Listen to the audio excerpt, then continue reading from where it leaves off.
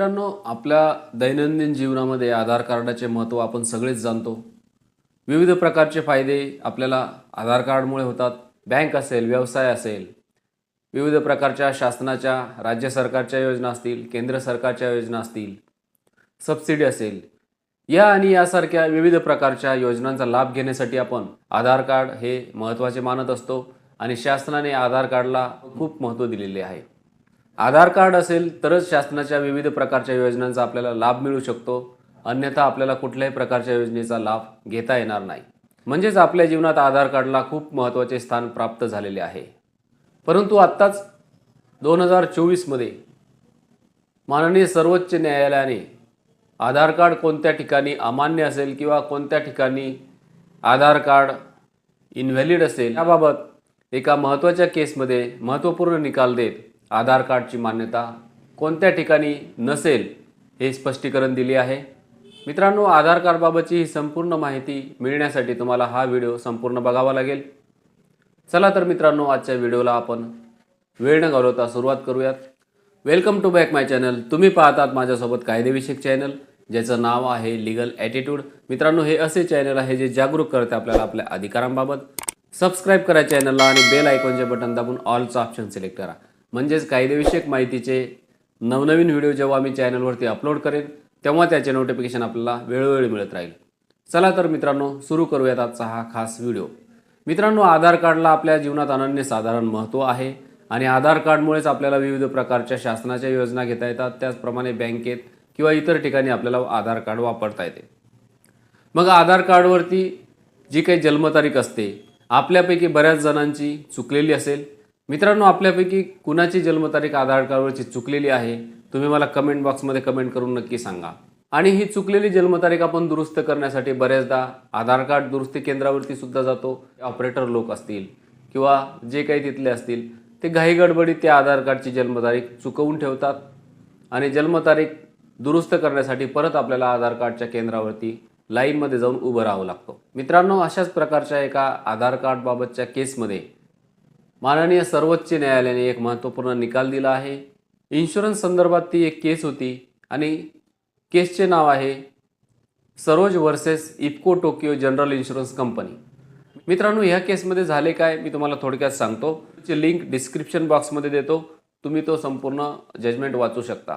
मित्रांनो, या केसमध्ये झाले काय की एका ॲक्सिडेंटच्या केसमध्ये इन्शुरन्स कंपनीला जेव्हा ही केस जिल्हा न्यायालयात गेली तेव्हा जिल्हा न्यायालयाने या केसमध्ये इन्शुरन्स कंपनीला असे आदेश दिले की त्या व्यक्तीची जी काही आधार कार्डवरची जन्मतारीख आहे ती आधार कार्डवरची जन्मतारीख आणि त्याची ओरिजिनल जन्मतारीख म्हणजे जे काही लिव्हिंग सर्टिफिकेट असेल किंवा बर्थ सर्टिफिकेट असेल त्या सर्टिफिकेटवरची जन्मतारीख ह्या दोन्हींमध्ये तफावत होती आणि आधार कार्डवरच्या जन्मतारखेला ग्राह्य न धरता त्याच्या ओरिजिनल कागदपत्रावरची जन्मतारीख ग्राह्य धरून माननीय जिल्हा न्यायालयाने इन्शुरन्स कंपनीला 19 लाख रुपये त्या मृत व्यक्तीच्या नातेवाईकांना देण्याचे आदेश दिले. ह्या निकालावरती चॅलेंज करत इन्शुरन्स कंपनी हायकोर्टामध्ये गेली. हायकोर्टाने असे कन्सिडर केले की आधार कार्डची जन्मतारीख ही ग्राह्य धरण्यात यावी आणि त्याप्रमाणे त्या व्यक्तीला फक्त 9 लाख रुपयाची नुकसान भरपाई त्या व्यक्तीच्या नातेवाईकांना देण्यात यावी असा जिल्हा न्यायालयाचा आदेश मोडीत काढत उच्च न्यायालयाने निकाल दिला.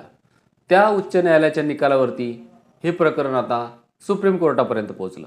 मित्रांनो, माननीय सर्वोच्च न्यायालयापर्यंत हे प्रकरण पोहोचल्यानंतर सर्वोच्च न्यायालयाने आधार कार्ड हे फक्त शासकीय ओळखपत्र असून आधार कार्डवरची जन्मतारीख ही चुकीची असू शकते. त्या चुकीच्या जन्मतारखेवरती कुठल्याही प्रकारचं त्या चुकीच्या जन्मतारखेला ग्राह्य धरण्यात येऊ नये आणि त्या व्यक्तीची जी काही मूळची जन्मतारीख आहे म्हणजे ओरिजिनल जन्मतारीख जी की जिल्हा न्यायालयाने कन्सिडर केली होती त्या जिल्हा न्यायालयाच्या जजमेंटला योग्य मानत सुप्रीम कोर्टाने अशा प्रकारची इंडिकेशन केलं आहे की आधार कार्ड हे ओळखपत्राचं प्रमाण असू शकतं परंतु जन्मतारखेचं नाही.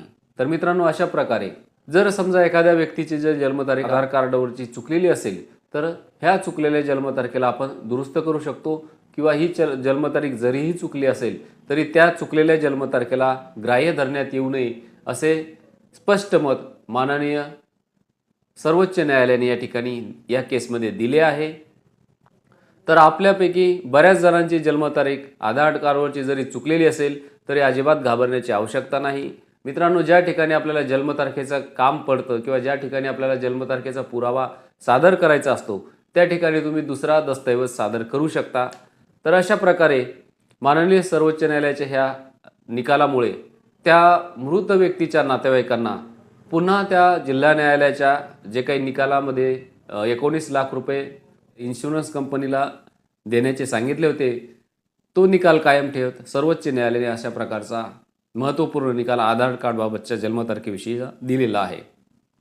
तर मित्रांनो, ही होती आजच्या व्हिडिओतील माहिती. व्हिडिओतील माहिती तुम्हाला कशी वाटली तुम्ही मला कमेंट करून नक्की सांगा आणि व्हिडिओ आवडल्यास आपल्या नातेवाईकांना जरूर शेअर करा. मित्रांनो, असेच कायदेविषयक माहितीचे व्हिडिओ पाहण्यासाठी माझ्या चॅनलला सबस्क्राईब करा. पुन्हा भेटूया अशाच एका कायदेविषयक माहितीसह. तोपर्यंत धन्यवाद. जय हिंद, जय महाराष्ट्र.